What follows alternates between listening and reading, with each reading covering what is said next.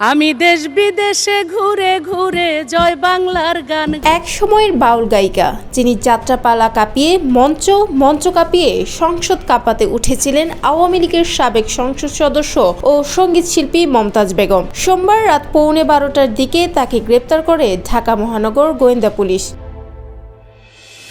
2008 সালে তিনি রাজনীতির স্টেজে পা রাখেন সংরক্ষিত নারী আসনের টিকিট পেয়ে। গানে যতটা চমক, রাজনীতিতে তার চেয়েও বেশি।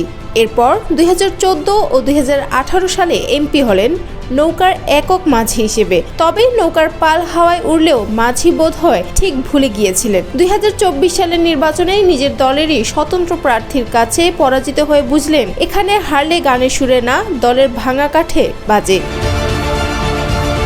সিঙ্গাইরের মঞ্চে তিনি শুধু গানই না, বক্তৃতাও বাজিয়ে দিয়েছেন। জেলার বড় নেতাদের ব্যক্তিগত জীবন নিয়ে মাইক ধরে সমালোচনা করেছেন। প্রতিক্রিয়া হিসেবে যমুনা ইলেকট্রনিক্স ঈদে ডাবল খুশি অফার সিজন 3, যে কোনো পণ্য কিনলেই পাচ্ছেন নিশ্চিত ঈদ উপহার। নিজের প্রতিপক্ষ বানিয়ে ফেললেন পুরো জেলা আওয়ামী লীগকে।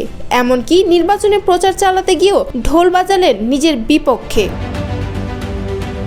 তবে শুধু রাজনীতি নয়, ব্যক্তি জীবনে কম নাটকীয় না। বাউল সম্রাট রশিদ সরকার থেকে শুরু করে মেয়র রমজান আলী আর এখন চক্ষু হাসপাতালের ডক্টর মঈন হাসান, 3 স্বামীর গল্পে তৈরি হয় সিনেমার মতো স্ক্রিপ্ট। মঈন হাসানের ওপর চক্ষুপাত এতটাই বেড়ে গিয়েছিল যে একসময় তার গায়ে হামলা হলো, গাড়ি ভাঙলো, পরে থানায় অভিযোগ, যার বিচার এখনো হয়নি।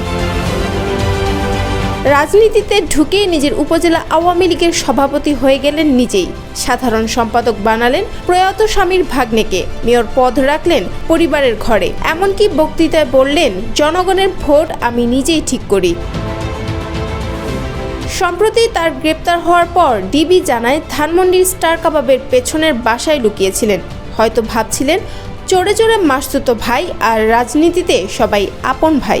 গান দিয়ে শুরু, পথ দিয়ে শেষ, এমন এক যাত্রা যেখানে নৌকার মাঝি হয়ে নিজেই নিজের নাও ডুবিয়ে দিয়েছেন মমতাজ বেগম।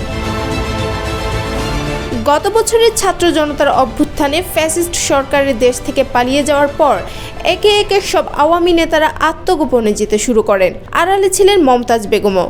দীর্ঘ নীরবতা ভেঙে 2013 সালের 13 অক্টোবর হঠাৎ নিজের ফেসবুক পেজে একটি গান পোস্ট করেন এই সঙ্গীত শিল্পী ও সাবেক সংসদ সদস্য মমতাজ বেগম। আমার হাত বান্ধিবি, পা বান্ধিবি, মন বান্ধিবি কেমনে, এই কথার গানটি প্রকাশের পরই নেট দুনিয়ায় আলোড়ন সৃষ্টি হয়।